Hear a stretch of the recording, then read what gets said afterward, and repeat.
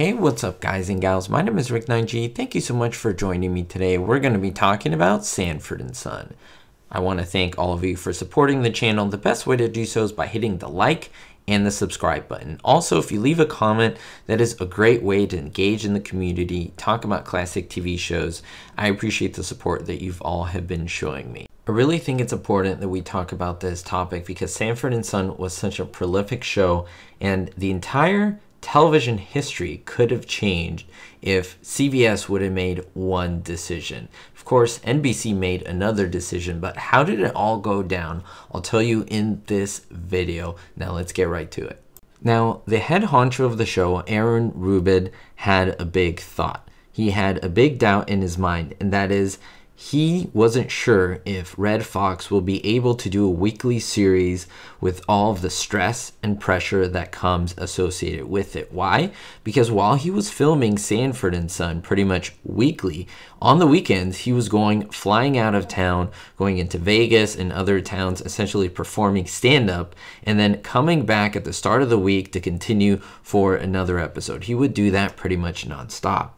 In fact, many people didn't know that Red was suffering from chronic knee problems during this filming of the show, and that would cause him difficulty while he was filming. But then comes in Damon Wilson. Now, Damon Wilson played Lamont, and he was a great help and support for Red Fox. Why? Well, they actually got along really well off camera as well, and he was the one who convinced Aaron that he could carry a double load, that is Red Fox could, and he assisted Red with anything that he needed for the show to be successful. Now, you know that Red Fox was a veteran show business person, and he was fairly smart. So together, they would make sure that the show would be successful. They were going to make television history after all. So what happened, both actors, they made themselves available going to CBS Fairfax Studios because this was originally where the show was going to be made, and CBS was going to take on the show. Now they had to audition for the network executives. Now Bud Yorkin arranged for Red Fox, and Damon Wilson did a scene from the pilot of the show, and they were trying to convince the studio heads to pick up Sanford and Son. Now after Red and Damon had performed the scene in full costume and makeup, unbelievably, CBS passed on the show. They did not want to have anything to do with the show. Now, I'd love to know in the comments why you think this is so, but this is something that the head honchos kept to themselves. Now, Yorkin was not about to let himself be defeated. He was not discouraged at all. What did he do? Well, he set up another date for them both to audition at NBC Burbank Studios. Now, at the conclusion of the audition, NBC executives stood up and actually applauded both of them, which meant that the new show had a new home.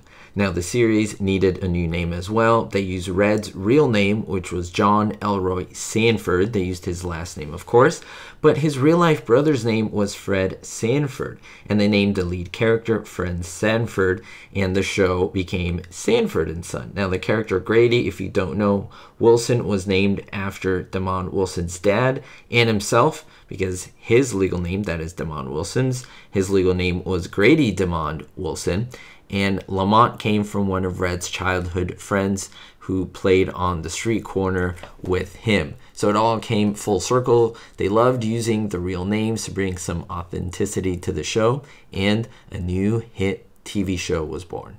Now you know what happened, why essentially CBS turned down the show and NBC said, yup, we definitely want the show. And of course, NBC was right here. CBS made a big faux pas, a big error in passing upon the show. And I'd love to know your thoughts down below. Why do you think CBS said no and NBC said yes? I mean, NBC could have said no as well, but I think they had a little bit of forethought that the show would be so popular, and it absolutely was. It's one of the most popular shows of all time. I'd love to know your thoughts down below. Thank you so much for the support as always. And no matter what struggle, what difficulty you're going through, always remember to be hopeful.